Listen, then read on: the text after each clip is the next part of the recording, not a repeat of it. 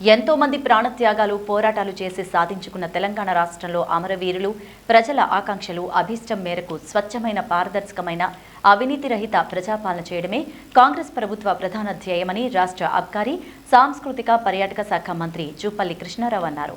ఇందుకు అనుగుణంగా అన్ని శాఖల అధికారులు ప్రజాప్రతినిధులు సమన్వయంతో పనిచేసి ప్రజలు హర్షించే విధంగా కృషి చేయాలని మంత్రి ఆదేశించారు. నాగర్ కర్నూలు జిల్లా సమీకృత జిల్లా కార్యాలయం సముదాయంలో ఉన్న ఉన్నత స్థాయి సమీక్షా సమావేశం నిర్వహించారు. ఈ సందర్భంగా మంత్రి మాట్లాడారు. ఎన్నో సంవత్సరాలు పోరాటం చేసి ఎంతో మంది ప్రాణత్యాగాలు చేసిన విద్యార్థులు, ఉద్యోగులు, సకల జనులు పోరాటం చేసినందుకు అప్పటి కాంగ్రెస్ పార్టీ అధినేత్రి సోనియా గాంధీ తెలంగాణ రాష్ట్రాన్ని ప్రకటించిందన్నారు. కానీ అమరవీరుల ఆకాంక్ష ప్రజల అభీష్టం మేరకు గత ప్రభుత్వం పరిపాలన చేయలేదని ప్రజలు ఆగ్రహించి కాంగ్రెస్ పార్టీకి పట్టం కట్టారంటూ తెలిపారు. అందుకు ప్రజలకు ధన్యవాదాలు తెలిపారు. కాంగ్రెస్ ప్రభుత్వం అమరవీరుల ఆకాంక్షలు నెరవేరే విధంగా ప్రజల అభీష్టం మేరకు ప్రజాపాలన కొనసాగిస్తామని పేర్కొన్నారు.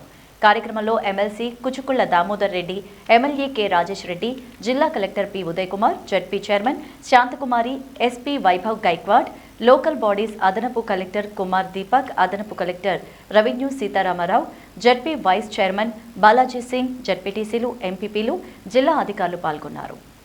అవినీతి అక్రమాలు జరిగినాయి కదా, ఏ శాఖల మీద ఆ శాఖల మీద వాళ్ళ ఏమైనా యాక్షన్ చాలా శాఖలలో ఉంది కాబట్టి ప్రభుత్వం మార్చింది.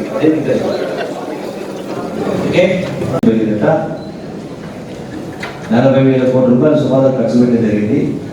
ప్రతి మనిషికి ప్రతి ఇంటికి 100 లీటర్ల చొప్పున కావాలి. మున్సిపాలిటీలో 30 లీటర్ల చొప్పున కావాలి, ఒక 30 లీటర్ చొప్పున. కానీ ఎక్కడ కూడా ఆ పద్ధతిలో రావడం లేదు. అంటే టోటల్గా మేనేజ్మెంట్ అనేది. సార్, నా పేరు వెంకటరమణ, ఏసీ మిషన్ వైద్య మెహబూబాబాద్. గుడ్ మార్నింగ్ సార్, నా పేరు సుధాకర్ సింగ్, ఈ మిషన్ వైద్య కొల్లాపూర్ సార్. Only HOD